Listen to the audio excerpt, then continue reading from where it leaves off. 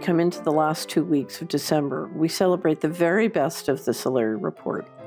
Our content builds towards our 2019 annual wrap-up that we publish in January 2020. We want to make sure you digest the very best of 2019 before we present our strategic thinking for the year ahead.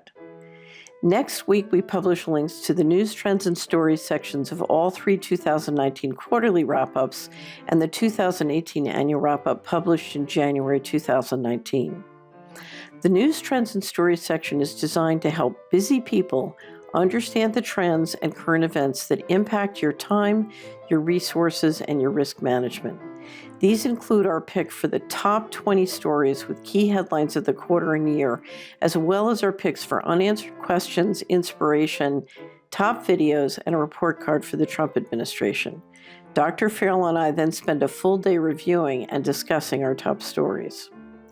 In 2019, much of our focus was on the profound changes that result from the 2018 adoption of FASB 56, negating U.S. financial disclosure, providing secret money for secret armies, taking large sections of the securities and investment world dark, and what we can do about it in 2020, including the My 21 2020 campaign. We continue to stress the importance of owning our culture, protecting and caring for our children, and we took time to celebrate our 2019 Hero of the Year, Leonardo da Vinci, and the Year of Da Vinci.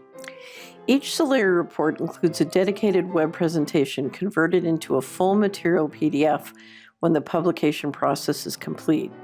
The material is introduced over a period, each with an individual commentary and audio in addition to the web presentation.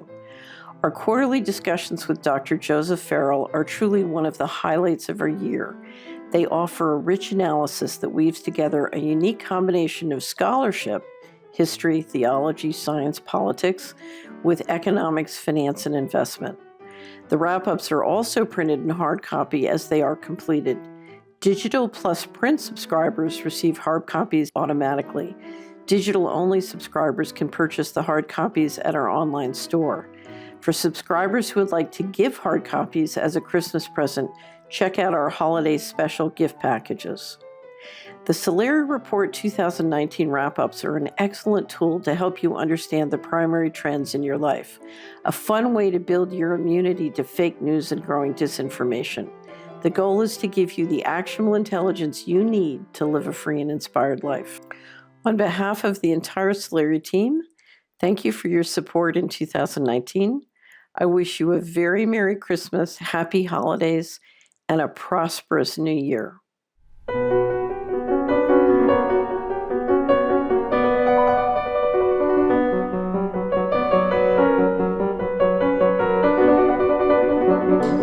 The U.S. government accounts now have undocumentable adjustments of $21 trillion. That's approximately the size of the total outstanding debt of the U.S. government.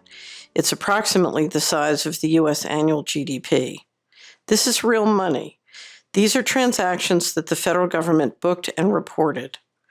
How much is it in terms of real cash and real assets? No one really knows. These transactions involve both revenues and expenses, so the actual number could be much larger and the actual number could be much smaller. Without reliable, trustworthy financial statements, there's simply no way to know. How could a government be missing money that is greater than the size of its total revenues? Actually, it's easier than you think. The first way the U.S. government could have significantly greater revenues is from securities issued but not recorded on the government financial statements. Indeed, the bailouts during the financial crisis required $24.7 trillion in loans and bailouts, according to the TARP Inspector General. That's more than 3 times what would have been required at the time to retire all the single-family residential mortgages in the United States. So we know it was more than a housing bubble. The pattern could be explained by fraudulently or secretly issued mortgages and mortgage-backed securities. As the lead financial advisor of the Federal Housing Administration mortgage insurance funds, I saw many patterns that persuaded me that significant securities fraud was occurring in the mortgage-backed securities markets. A second way that the U.S. federal government can have significantly more in revenues is if government accounts are being used to launder the profits of asset seizures and covert operations in war zones around the world. After all, we do have an army all around the world. What historically have armies done? They've made money for the empire. It could be drug profits from the poppy fields of Afghanistan or oil sales from the oil fields of Iraq, or narcotics and gun distributions to the gangs that market, whether in countries abroad or in the inner cities of America. There's a third way that government can have significantly more in revenues and expenses, and that is if advanced technology available to the government is transferred into private hands without compensation. My efforts in trying to achieve honest accounts for the federal government started in 1989 when, as Assistant Secretary of Housing, I and my team drafted a reform proposal and persuaded the HUD Secretary and OMB to support a CFO for HUD and audited financial statements and reporting of credit and liability programs on an accrual basis, a model that OMB was so pleased with that they in Congress then introduced it government-wide. I then helped HUD implement those changes as the lead financial advisor to the Federal Housing Administration until the honest officials in my company as lead financial advisor were forced out by phony baloney scandals when a decision was made to start emptying out the government accounts. One of the ways I hoped to stop the mortgage fraud and the financial harm it was doing to communities was by creating software tools that would help local communities map out all the sources and uses of government taxes, spending, and borrowing in their county, mapping your local financial ecosystems. I believe that with this information, local communities could find ways of increasing local business revenues and employment and reducing local costs by improving the performance and usage of government resources. One of the problems is the transparency of government resources threatened all sorts of political patronage. Perhaps that is why the U.S. government seized my office and stole my software in 1998. I decided to fight the phony baloney scandals. While doing so in 2000, my team realized that billions were going missing from HUD and that the excuses being given were patently false. It was clear that the honest people were forced out so that trillions in assets could be shifted out of U.S. government accounts. For many years, I and my team worked with a series of reporters to help investigate and warn investors and citizens that the government coffers at both HUD and DoD were being emptied and that the housing bubble was threatening the financial health of millions of investors and citizens around the world. We called it a financial coup d'etat. The missing money story is not about money. It's about who rules, who gets to decide. Who gets to decide whether your pension fund is funded? Who gets to decide if you can find a job?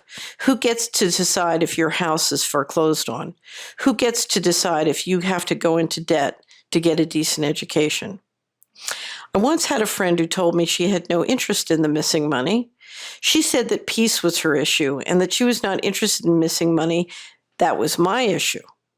I tried to explain that the missing money was the same issue.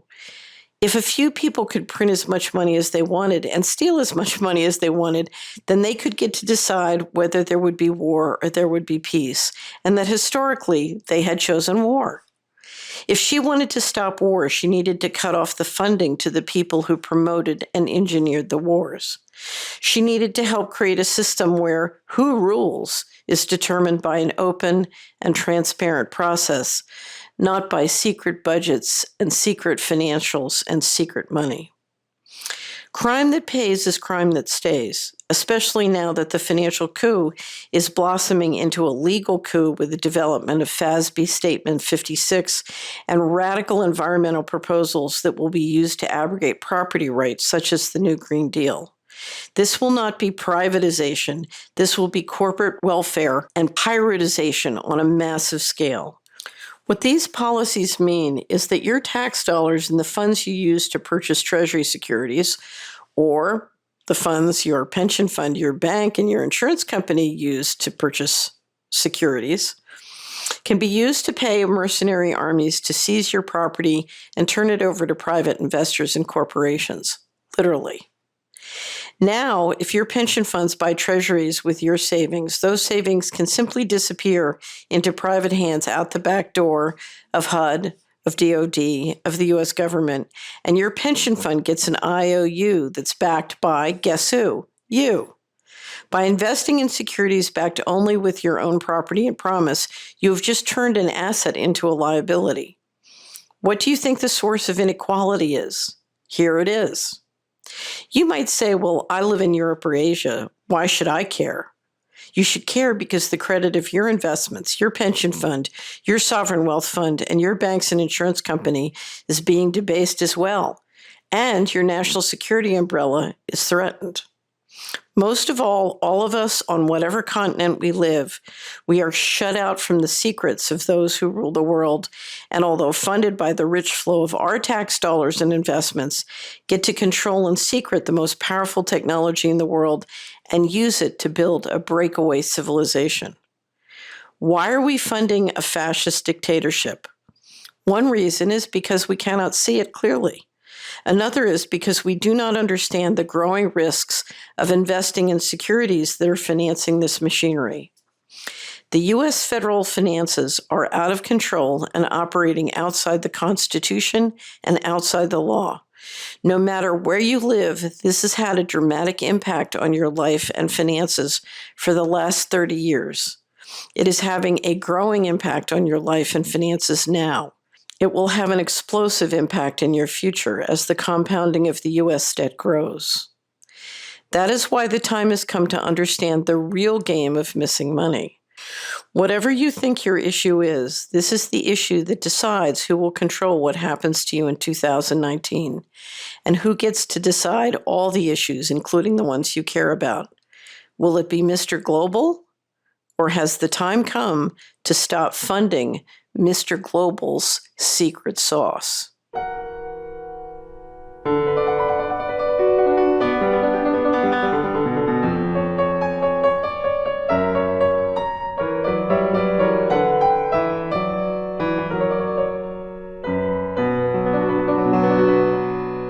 Story number one, secret books, Harvard, HUD, DOD, and U.S. Treasury go dark. The pricing mechanism goes dark too.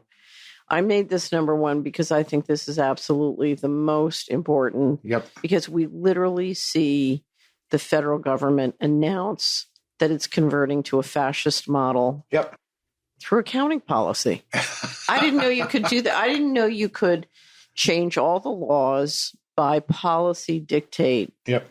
And basically convert. It's like having a constitutional convention, except you have the accountants do it. Yep, exactly. Right. Well, where do we begin? Let's begin with Harvard.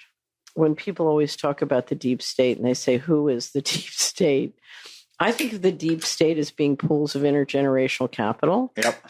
That then work through many different mechanisms. It's highly complex. Yes. It's been building and developing for centuries, so this is nothing new. But if you look at the very top of the flotilla of pools of capital that have strategic leadership responsibility within the deep state, I would say Harvard is at the core. Yep. And of course, the Rockefeller, the foundations. There's the Rockefeller Foundation and a couple of other pools. But Harvard has a very interesting model. It's one you understand a lot because you understand the Vatican model. Mm-hmm.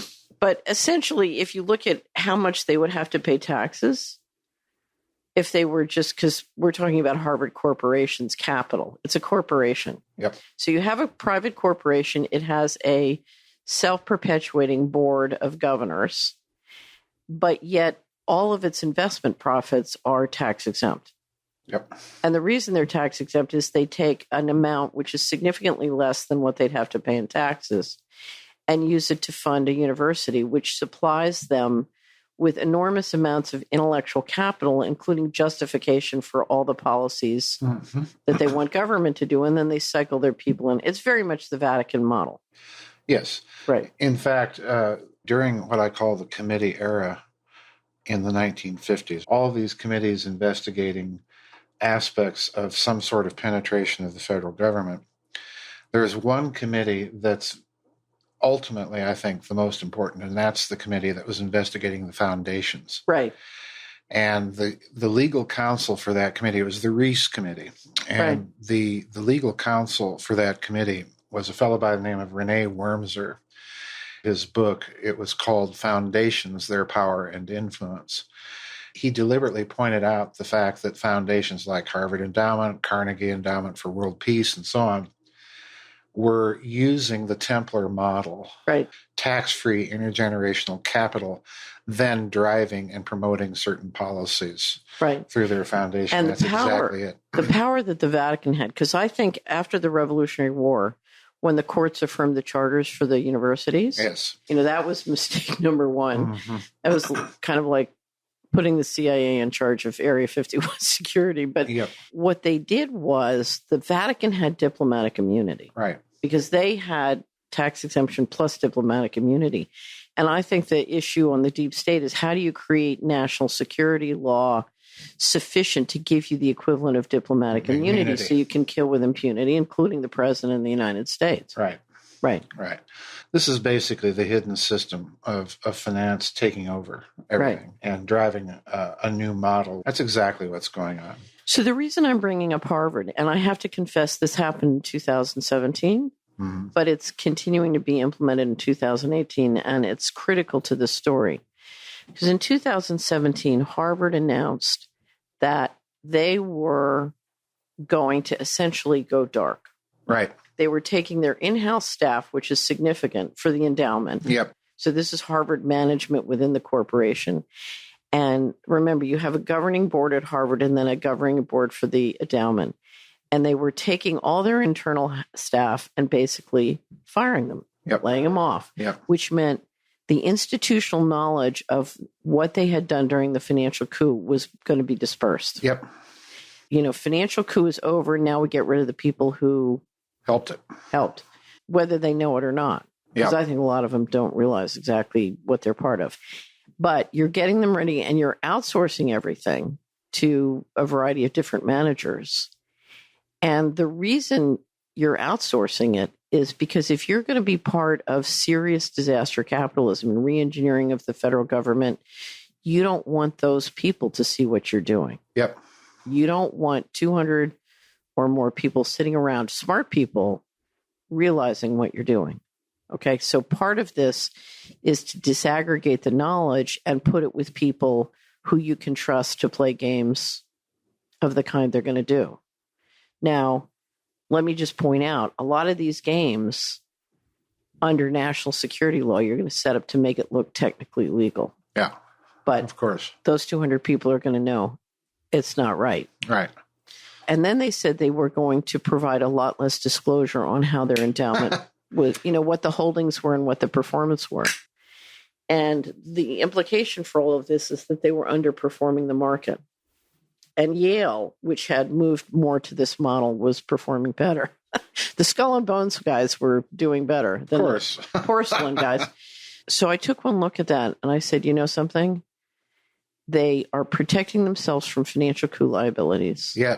And now they're moving forward with something far meaner and far more aggressive. That's right. And this is a very bad sign because Harvard Corporation just went dark. Okay. So now, at the same time that Harvard was busy doing that, we see enormous amounts of disclosure regarding the missing money. Last September, Dr. Skidmore publishes his report. The next week or two, the New York Fed has a fire. It's always interesting when those fires happen. Lockheed had already spun off their IT group. So a lot of liability cleaning up is happening. DOD makes a big deal about doing an audit, doesn't mention that they're not going to go back and find the $21 trillion. Moves forward with an audit, comes out with ultimately disclosure saying they can't produce an audit. And we see the Federal Accounting Standards Advisory Board publish a proposed policy in the summer saying we need the ability to do secret books. Exactly. And if we can't do secret books where we need to do secret books, then we're going to have to redact the entire Department of Defense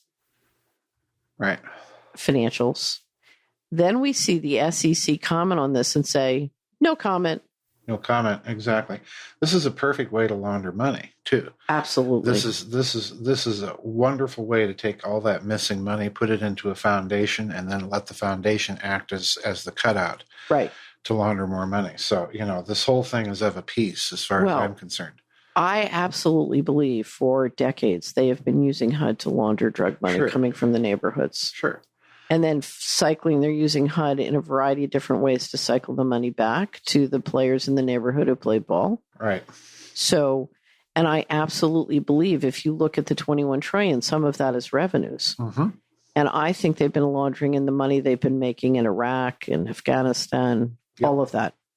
And you're right. I'll tell you a very interesting story. The money started flying out of HUD just as they attacked Hamilton and tried to get us all out, get the honest people on the defensive, whether it was the career bureaucrats, the political appointees, or the contractors. So they attack all the honest people. Money starts flying out the door. And all of a sudden, Carlyle, which is almost a brand new firm, starts raising billions of dollars to invest in Asia. And everybody's like, where's it coming from? Where's it coming? Where's all this money coming from? Exactly. And that's the same time the Clinton Foundation got capitalized. Yep. Where's all this money coming from? And Epstein's operation. Yep. Where's all this money coming from? I think it came from HUD. So when I heard it was the 500th anniversary, I just, because Da Vinci has always been one of the people who most inspire me. Mm-hmm. And I don't know why I've always had a thing for Da Vinci. When we ran Hamilton, we used to call it Da Vinci's workshop because the idea was Da Vinci would invent things which no tools existed yet to make that thing, but he would envision something and then he would invent and build in his workshop the tools to make that thing. Uh-huh. And I think that's the height of creativity. Uh-huh. when you invent things that the tools don't even exist to make that yet, but then you invent the tools. And so the whole notion of Da Vinci's workshop is we could envision that scale of, invention. Oh, don't tell me he invented the scissors. Yep. Did he really? Yep. I didn't know that. Uh-huh. Yep. Oh my God. Well, talk about useful. But the thing, when you study Da Vinci's life, Da Vinci lived in a period. I remember there's a great line in The Third Man by Orson Welles where he says, in 2,000 years of war and strife, the Italians created Michelangelo, Da Vinci, and in 2,000 years of peace, the Swiss created the cuckoo clock. Yeah. But if you look at the time, I've been watching every sort of movie and documentary I could get my hands on Da Vinci, just to kind of get myself learning more. And if you look at what Da Vinci lived through in terms of the war and the politics and first of all, it's amazingly alive because they tried to destroy him. Oh, yes, they sure did. Very young. I mean, they tried to literally put him away and he invented his way out of it. But his response to every evil thing that came his way was to create something to help solve the problem. Mm-hmm. And it's incredible. The guy just never stops inventing solutions. There's one great etching we saw in the Bibliothèque in Milan, and it's this tiny little, you could see him doodling, and it's a map of Europe. He did it later in his life. And then it's a picture of a man with one of these flying wing contraptions, and you can tell he's making a list of, it's his bucket list, every place he wants to go, and he's trying to figure out a way to get there. Yep. And you can see him like daydreaming. I want to go here, here, and here. And if I do this and I figure out how to, could I do, and you're like, wow, here's a guy who's trying to solve, the public transportation problem. By inventing airplanes. Well, he did. He's got helicopters, airplanes, tanks. Yeah. Right. Submarines. That's right. So, he basically, if you look at all of his etchings and drawings, he invented the modern world. Yeah. Yeah. So, and I talked in part one about how if we had just published what he did on the circulation system, modern medicine would have advanced much sooner than it did. Much sooner. Anyway, for the kids I love, I just bought a book on Da Vinci because I want kids, and I'm trying to get the subscribers and clients to do the same for the kids in your family. or the kids you love, turn them on to Da Vinci. This is a year, there are a ton of exhibits all over the place, but they're books and other materials. And it's a way to help a child understand that they don't have to slot into a slot. Yes. They can do lots of different things. He was an autodidact. Right. You should explain what that is. Well, someone who's self-taught. Right. Largely self-taught. He was an illegitimate child. His family, his father didn't embrace him, so to speak. He did not have the access to education or to, the best internships, and he really had to work his way completely by merit up from the bottom. Yeah. There's a lesson in that. When the system fails you, teach yourself. Think a little bit about what you can do to celebrate the year of Da Vinci, because it doesn't take but a few Da Vincis to keep us out of the dark ages, because otherwise that's where we're headed. Own the culture. Own the culture. And he sure did. He sure did.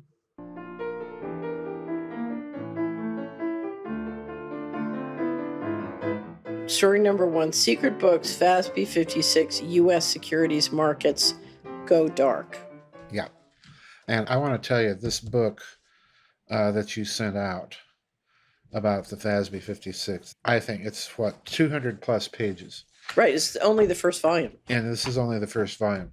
Folks, you've got to study this very, very carefully. And with your permission, I want to read some things that you wrote in Please. this, because this is very important for people to understand what the FASB 56 rules do.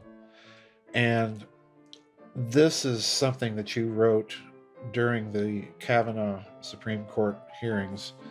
This is on page 36, and this kind of, to my mind, sums up what the FASB 56 regulations really do. And this is what you said, quote, "The U.S. government just officially changed its governance model from a constitutional republic to fascism through an obscure accounting policy. No need to bother with the Constitutional Convention." And the result is, as you're pointing out, what does this mean for the sovereignty of U.S. securities, of treasuries, and so on? So you go on to say, so not only are U.S. sovereign bonds no longer sovereign, but the U.S. military that has heretofore served as the backbone of the U.S. financial strength is no longer a sovereign military. It is increasingly being privatized or replaced by private armies free to roam in U.S. territory as well, unquote. And the thing here that grabs me about that statement is that this is an accounting procedure which really does make that possible. And in turn, privatization of security, of the military, in effect, is an end run around posse comitatus clause. Right. And if that's the case, that means any local, state, or other jurisdiction can hire these private armies and use them in order to enforce the status quo. This is very, very bad. Right. It's very frightening. It's basically frightening. It's as though you took the U.S. Treasury and turned it over to the mob. Yep. And gave them permission to do whatever they want in secret. Yep, exactly. So one of the things you see in Washington is people are constantly lobbying Congress to change rules or appropriate money that will do something that will make the stock market go up. Right. And what this means is every mercenary, every Blackwater in the world is bringing in proposals and saying, let us do this and we can make your stocks go up. Yep. And we can generate from those stocks this much in political contributions. Right. And so it's open season, and any false flag, any covert operation, you can finance, problem. That's right. And the problem here, and you raised this in this book, and again, folks, you've got to read this book. Don't just put it on the coffee table. This is actually something to study and really absorb. Can I just mention, since you say that, you're going to have a way for your members to buy it. So it's subscribers only. The Giza Death Star members are going to have a vehicle, a way they can. Right. And let me encourage you again to put this up on Lulu for the general public. Well, eventually we will. Right.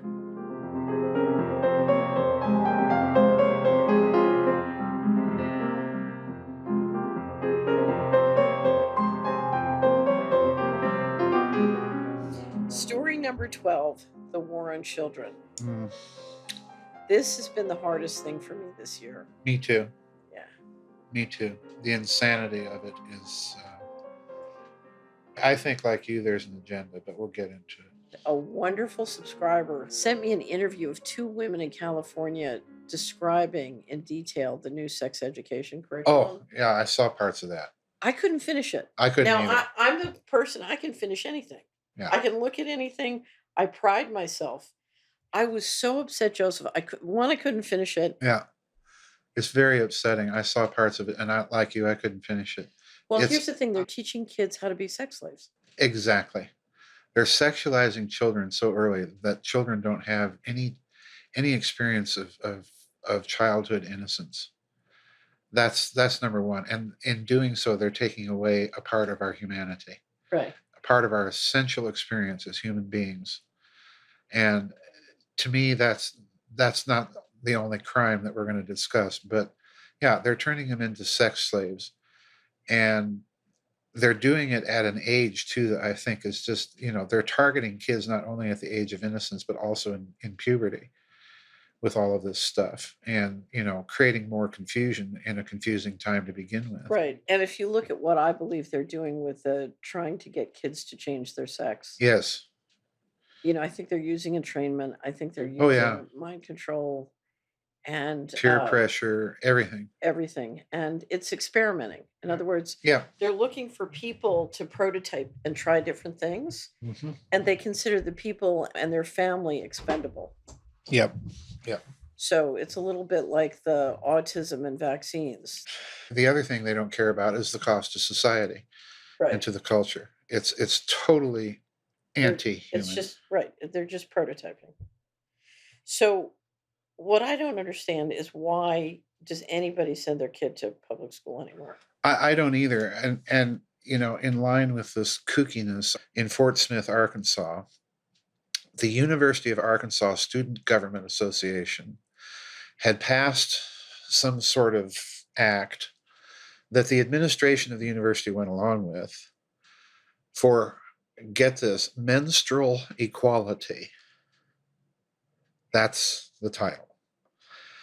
And what it means is they decided that it was prejudicial against transgendered people that identify as men that may be transitioning not to have access to tampons in men's restrooms.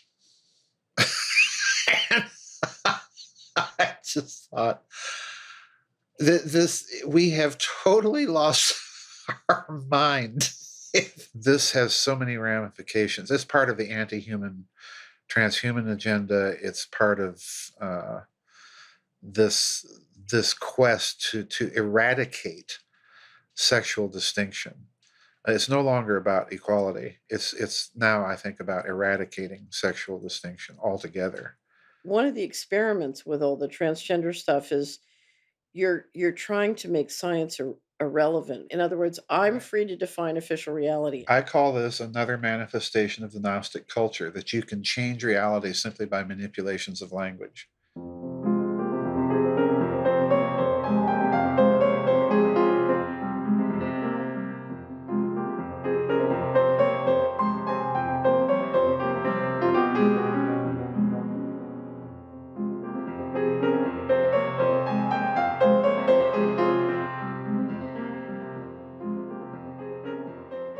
The bell rang, and now the whole planet is shifting and shaking.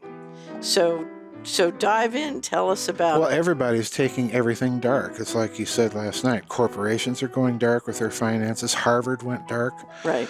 Germany just announced that it's going to do the same thing, and we're going to get back into that later on when we talk about some geopolitics and Brexit and so on. Yeah, but everybody's doing this. Everybody's doing it. Well, when the mother lode, because the U.S. federal credit is the 800-pound gorilla, if they go dark, they're dramatically lowering their transaction costs. Right. So if you have to launder money through the Clinton Foundation and Epstein and all those kinds of operations, those are very expensive, very time-consuming, etc. If you're a nation state and the U.S. can just do whatever they want, whenever they want, privately under complete secrecy, you can't afford to take the time to do those. Well, yeah, you said last night that FASB was the death warrant for Jeffrey Epstein. Right. And if you look at it, if you look at the whole Epstein thing and connect all the dots there, I think you're absolutely right. What they're doing is they're rolling up these networks that they no longer need because, number one, they're high risk. You've got people like Epstein that are essentially narcissists that are ego-driven, and that introduces risk into your operation. You've got high overhead. That's the other thing. You're actually having to run people and pay people and buy them off and blackmail and all of that. And I think what's crucial here is something that has been brought out by various researchers, and that is that Epstein's connections with the Maxwells, particularly the two sisters, that were involved since, I think, the late 1980s with developing information technologies, database. That's a Promise Software story. Maxwell was the big distributor on Promise Software. Yes, right, exactly. Right. We're looking, I think, at Promise, version 4.0. Right. So they've perfected the means of inventory control, quite bluntly, and I hate to use those words, but, if you're running... That's exactly it. That's exactly what they've done, and you warned about this, I think, a couple of years ago when we were talking about slavery in one of the quarterly reports, that the problem was perfecting the capital. In other words, keeping your inventory, so to speak, on the plantation. Well, if you've got RFD chips implanted in people and you've got a software package that can track people through several different databases, like Promise could, you don't need the Epsteins anymore. You don't need these networks of the Clintons and so on and so forth. You've now basically turned over this whole slavery pedophilia network to the technocrats. Right. So, it's time to roll it up, and I think that's exactly what they're doing. They're rolling up all of these analog components in their networks. I said a couple of years ago the financial coup is over. Now they're going to consolidate and re-engineer. And all these players who think they're important... Yeah, they're getting swept aside. They're just getting swept aside.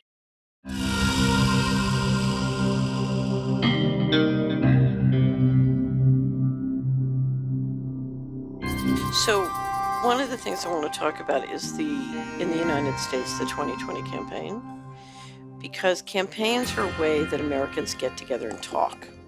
Mm-hmm. It's kind of like a 9-month Bohemian Grove for the average person. No, really. I know. And it's more important what we learn and share during that process. Right.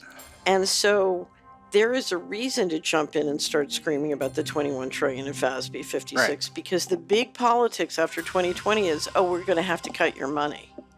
And I want 325 million people in America, whenever they say we're going to cut your money, well, let's get the $21 trillion.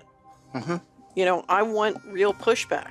Mm-hmm. So I want everybody to jump into the campaign and keep plopping the real game of missing money and the $21 trillion of FASB 56 into every town hall meeting, every conversation, every debate. In other words, what people need to do is they need to sit down and draw up a list of things, issues, or memes that they want to drive into the conversation. Pick any issue on the asset side of the balance sheet, from vaccines to guns to whatever. $21 trillion is everybody. It's not this group or that group. It's everybody, and everybody agrees they shouldn't be able to steal our money. There's 100% consensus. Right. And so it's bipartisan, it's everybody, and there's no wrong side to it. I'm going back to how do we fight this. You have to understand that you're not there to win an argument in a conversation. You're there to plant a seed. You're there to plant a seed. Right. Start planting seeds. Right. If you get good enough at it, you'll discover that you can plant little intellectual time bombs that will tick away in people's minds and detonate much later. But when that happens, you've gained an ally.